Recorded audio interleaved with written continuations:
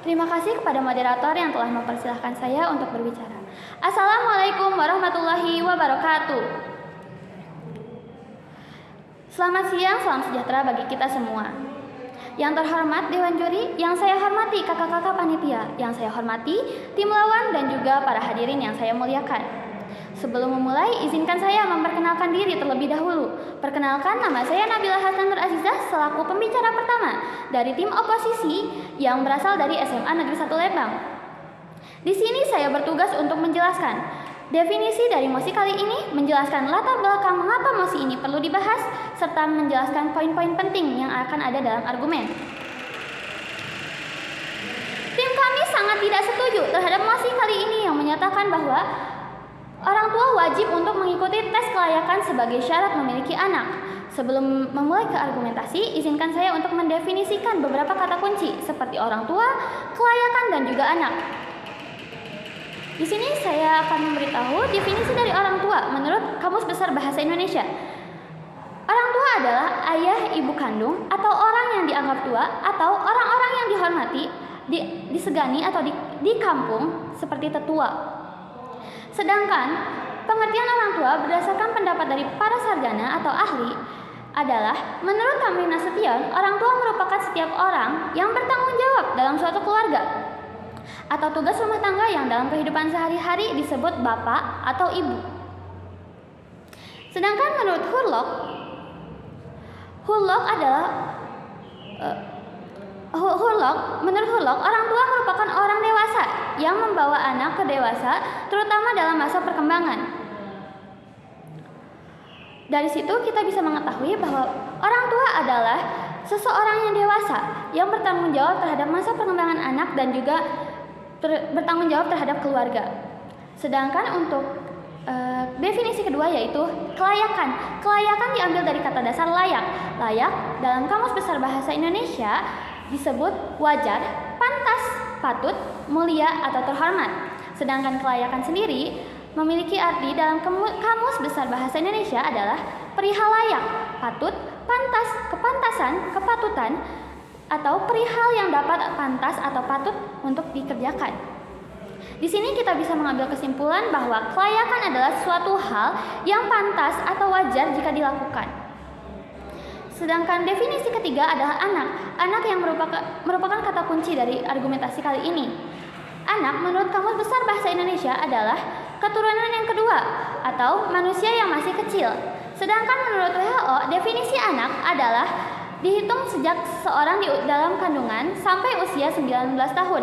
Sedangkan menurut Undang-Undang Republik Indonesia Indonesia nomor 23 tahun 2002 pasal 1 ayat 1 tentang perlindungan anak. Anak adalah seseorang yang belum berusia 18 tahun, termasuk juga yang masih di dalam kandungan. Sedangkan melalui perspektif dari psikologi, John Locke mendefinisikan anak dengan penjelasan, anak adalah pribadi yang masih bersih dan peka terhadap rangsangan-rangsangan yang berasal dari lingkungan. Oleh karena itu, saya ambil kesimpulan bahwa anak adalah seseorang yang masih kecil yang berada di usia kurang dari 19 tahun termasuk dalam usia kandungan yang masih bersih dan peka terhadap rangsangan-rangsangan yang berasal dari lingkungan. Saya akan melanjutkan argumentasi saya. Menurut tim afirmasi, tes kelayakan menjadi orang tua ini sangat penting untuk dilakukan. Namun, tes kelayakan tersebut akan dilaksanakan sebelum melahirkan.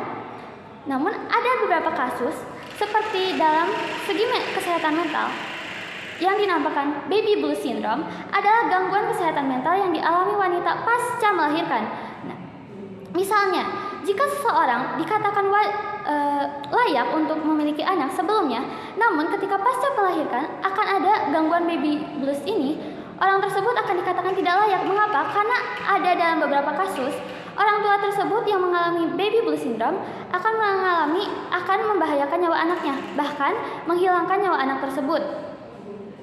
Dalam kasus ini, lingkungan juga sangat berperan penting untuk memberi dukungan kepada orang tua. Yang saya ingin tanyakan, apakah lingkungan tidak menjadi peran penting juga dalam karakter anak tersebut?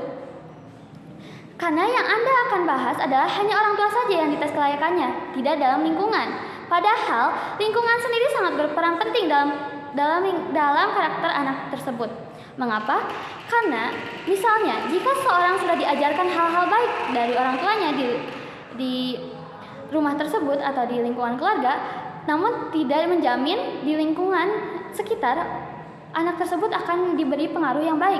Bahkan kadang ada beberapa orang yang memberi pengaruh-pengaruh buruk, entah dari omongan kasar, entah dari perilaku-perilaku kekerasan ataupun hal-hal lainnya. Hal ini juga akan membentuk kepribadian anak tersebut. Selain itu, mengenai apakah tes kelayakan menjadi orang tua ini akan dipungut biaya lagi? Karena dalam beberapa kasus orang-orang tidak mau mengeluarkan biaya untuk hal-hal yang seperti ini. Contohnya saja dalam biaya pajak. Dalam biaya pajak, di sini saya dikutip dari liputan6.com, data kurang membanggakan dipaparkan oleh otoritas pajak Indonesia. Di negara yang memiliki penduduk 265 juta jiwa ini, terkuak hanya 1,3 juta saja yang bayar pajak. Oleh karena itu, kita bisa mengetahui bahwa di Indonesia sendiri, orang-orang yang ingin membayar pajak itu masih sangat kurang. Bagaimana dengan tes ini? Tes yang sangat baru ini, apakah orang-orang ingin mengikuti tes kelayakan orang tua ini jika harus menggunakan biaya? Hal ini akan membuat orang-orang akan merasa malas. Orang-orang Indonesia banyak sekali orang yang malas untuk melakukan sebuah tes ataupun membayar suatu hal. Nah, hal ini mungkin tidak akan berdampak untuk sekarang. Namun, jika dalam jangka waktu yang panjang, jika orang-orang sudah tidak mau malas dan lama-kelamaan tidak mau untuk memiliki anak, hal ini akan menimbulkan krisis kelahiran, di mana seperti yang ada di Korea, Jepang, dan juga Cina. Hal ini akan membahayakan bagi kita semua. Mengapa? Karena usia produktif tidak lagi ada, dan itu akan menimbulkan kerusakan di ekonomi Indonesia, di ekonomi bangsa, dan juga beberapa aspek lainnya. Oleh karena itu, mari kita bayangkan jika Indonesia memiliki masalah dalam krisis kelahiran.